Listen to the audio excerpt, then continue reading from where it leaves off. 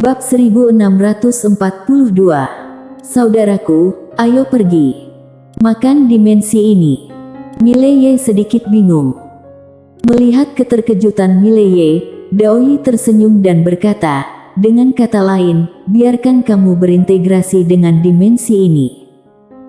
Mileye berkata dengan suara yang dalam, apakah menelan dimensi ini akan berdampak pada dunia luar? Daoyi menggelengkan kepalanya, tidak. Ini hanya saluran ke dimensi asing dunia. Ini tidak akan berdampak jika hilang. Namun, begitu segel dimensi asing dunia rusak di masa depan, dimensi asing dunia akan terhubung langsung dengan alam semesta kita. Namun, meskipun ada tempat ini, tidak akan berdampak pada mereka. Mileye mengangguk, mengerti. Daoyi tiba-tiba berkata, ingat buku-buku yang kubiarkan kamu lihat sebelumnya. Mileye bertanya, buku apa yang berguna bagiku untuk mengultivasi tubuhku selanjutnya? Daoyi tertawa dan berkata, ini sangat membantu. Saat dia berbicara, dia tiba-tiba menunjuk sedikit di antara alis Mileye. Bang! Pakaian Mileye langsung berubah menjadi abu. Merah, telanjang. Merasakan hawa dingin di selangkangan, wajah Mileye menjadi sedikit tidak normal. Daoyi tertawa dan berkata, selanjutnya, dengarkan perintahku. Prosesnya sedikit menyakitkan, tapi seharusnya tidak masalah untukmu. Mileye mengangguk, oke. Selanjutnya, Mileye mulai mengolah tubuh dimensional. Dengan latihan Mileye, ruang dimensi aneh di sekelilingnya mulai bergetar. Setelah semua diberitahu, Daoyi berbalik dan pergi. Di atas dunia abadi, ruang hampa tiba-tiba bergetar, dan saat berikutnya, Daoyi keluar. Saat ini, semua yang ada di dunia abadi telah kembali normal. Jenny Dongli ada di sini. Saat ini, Jenny Dongli tampil di depan Tao masa kini. Jenny Dongli memandang Daoyi dan berkata, bagaimana kamu melakukannya? Nyatanya, dia tidak tahu bagaimana dia dan orang lain bisa selamat. Daoyi tertawa dan berkata, ini agak rumit. Aku tidak akan menjelaskannya terlalu banyak. Jenny Dongli menggelengkan kepalanya. Kamu hanya ingin dia dipromosikan setelah melakukan begitu banyak. Daoyi tersenyum dan berkata, aku hanya ingin dia menjadi lebih dewasa.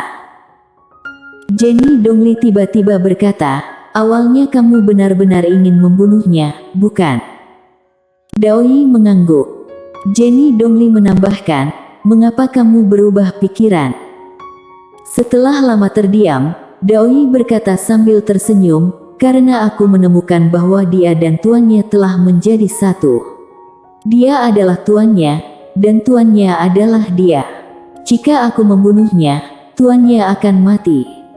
Jenny Dongli berkata dengan suara yang dalam, apakah kamu tahu tentang klan dimensi asing?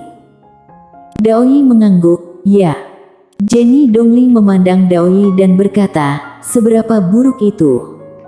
Daoyi tiba-tiba membuka telapak tangannya, dan seekor semut merayap perlahan di telapak tangannya. Daoyi memandang semut dan berkata sambil tersenyum, alien di mata kita seperti manusia di mata semut. Meskipun ini sangat mengejutkan, itu adalah kebenaran. Jenny Dongli berkata dengan suara yang dalam, tuanmu pernah menyegel klan dimensi asing. Daoyi berkedip, tuan bukan manusia. Mendengar hal tersebut, mata Jenny Dongli sedikit menyipit. Bukankah itu orang? Daoyi tertawa dan berkata, tepatnya, dia setengah manusia. Jenny Dongli bertanya lagi, apakah dia gagal tahun itu? Daoyi mengangguk, ini bukan kegagalan, tapi hanya penundaan. Jenny Dongli berkata, sudah tertunda selama lebih dari 100.000 tahun. Daoyi menggelengkan kepalanya dan berkata, kamu salah. Dia hanya menunda 10 tahun. Dasawarsa. Jenny Dongli sedikit mengernyit, 10 tahun. Daoyi berkata dengan lembut, di alam semesta kita, waktu tidak dapat dikendalikan dan tidak dapat diubah, tetapi mungkin di dunia dimensi asing. Sudah lebih dari 100.000 tahun di sini, tetapi di dimensi dunia asing, mereka dapat mempersingkat waktu lebih dari 10 tahun. Mendengar hal tersebut, wajah Jenny Dongli berangsur-angsur menjadi bermartabat. Apa kita tidak punya kesempatan? Daoyi tertawa dan berkata, ya, itu untuk membiarkan Master menyegel mereka lagi. Namun, sekarang lebih sulit dari sebelumnya. Karena klan dimensi asing telah menemukannya, dan klan dimensi asing lebih kuat dari sebelumnya. Dengan itu, dia pergi ke Jenny Dongli dan mengeluarkan satu jilid buku kuno dan meletakkannya di depan Jenny Dongli. Nona Jenny Dongli, kamu adalah orang yang layak dihormati oleh Renzon. Ini adalah hadiah kecil bagiku. Jika Tuan menang di masa depan, ini akan benar-benar mengubah nasib klan Kaisar Abadi. Jika kalah, semuanya akan berakhir. Dengan itu, dia berbalik dan pergi. Jenny Dongli memandang Daoyi dan berkata, aku ingin bertarung dengannya. Daoyi berhenti dan berkata dengan suara rendah, Nona Jing, jika boleh jujur, aku akan memberimu 100 tahun untuk klan Kaisar Abadi. Klan Kaisar Abadi bahkan tidak memenuhi syarat untuk menjadi umpan meriam. Setelah itu, dia menghilang. Di tempat yang sama, Jenny Dongli sudah lama tidak berbicara. Setelah meninggalkan klan Kaisar Abadi, Daoyi datang ke alam ilusi yang tak terbatas. Alam ilusi Jemno menatap Daoyi di hadapannya, apa indikasinya? Daoyi tertawa dan berkata, kamu sekarang bebas. Kembalikan kebebasan. Alam ilusi dan Jemno sedikit mengernyit, apa maksudmu? Daoyi tertawa dan berkata, maksudku, kamu telah menemukan kebebasan sejati alam ilusi. Tapi jangan telan dunia lagi. Hiduplah dengan baik. Dengan itu, dia berbalik dan pergi. Alam ilusi berkata tiba-tiba, bukankah kita perlu mengincar Mileye? Daoyi melambaikan tangannya, tidak perlu lagi. Setelah itu, dia menghilang. Di tempat yang sama, alam ilusi dan Jemno mengernyit. Daoyi kembali ke Mileye. Saat ini, Mileye tidak memiliki tubuh, melainkan hanya jiwa. Daoyi melirik Mileye, tersenyum, lalu berbalik dan berjalan menuju bintik putih. Segera, Daoyi melewati titik cahaya putih itu dan sampai ke langit berbintang. Saat Daoyi muncul di langit berbintang, aturan hukum waktu muncul di hadapannya. Aturan hukum waktu memandang Daoyi dan terlihat buruk. Daoyi melihat pusaran hitam di kejauhan, dan kemudian seorang wanita keluar darinya. Ini Livi. Saat ini, Livi memiliki darah di mulutnya. Tidak hanya itu, ada bekas darah yang dalam di wajah kanannya. Saat melihat Daoyi, mata Livi tiba-tiba menjadi dingin. Apa yang ingin kamu lakukan? Jelas, apa yang Daoyi lakukan pada Mileye, mereka sudah tahu. Daoyi tertawa dan berkata, Livi, apakah akhir-akhir ini kamu merasa semakin lelah?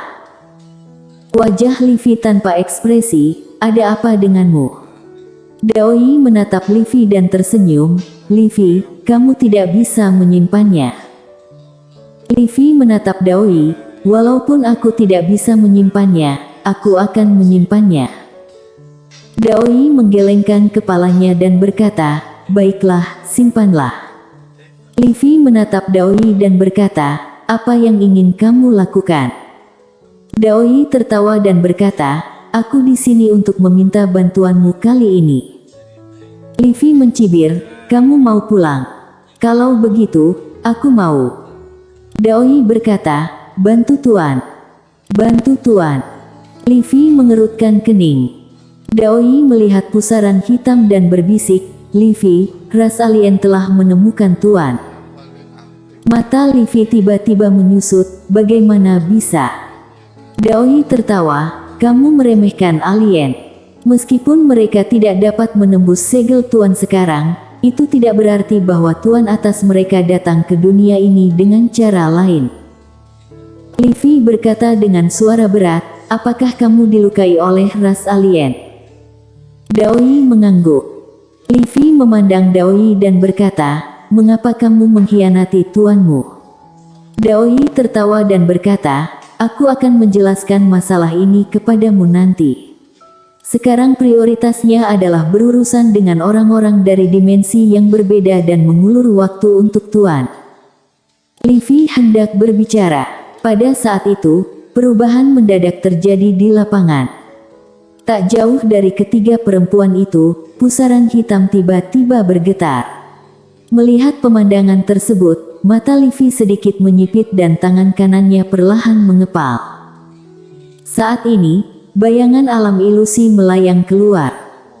Dengan munculnya bayangan alam ilusi, senyum di wajah Daoi berangsur-angsur menghilang. Bayang-bayang alam ilusi itu seperti orang alam terang, yang sama sekali tidak bisa melihat alam asli. Saat ini, bayangan alam ilusi tiba-tiba melayang di depan Daoi. Bayangan alam ilusi lalu menatap Daoi. Sesaat kemudian, bayangan alam ilusi tiba-tiba menghilang di tempat. Melihat pemandangan ini, Daoi menyipitkan matanya dan berkata, kembalilah. Ketika suara itu jatuh, dia tiba-tiba meraih kembali. Bang! Perebutan ini, di ruang aneh di bawah, tangan raksasa tiba-tiba muncul di atas kepala Mileye. Tangan raksasa itu bergetar hebat, dan ruang hampa langsung berputar menjadi pusaran yang aneh. Mileye tiba-tiba mendongak saat sedang duduk. Saat ini, dia melihat wajah aneh, seperti wajah transparan. Ras alien. Ras alien itu menatap Mileye, yang tidak bisa melihat ekspresi ras alien itu. Saat ini, Daoi muncul di depan Mileye. Daoi menatap ras alien itu dengan dingin. Ras alien itu tiba-tiba menghilang di tempatnya. Daoi segera menunjuk ke depan. Bang! Saat jari jatuh, ruang hampa langsung menjadi alam ilusi. Bang!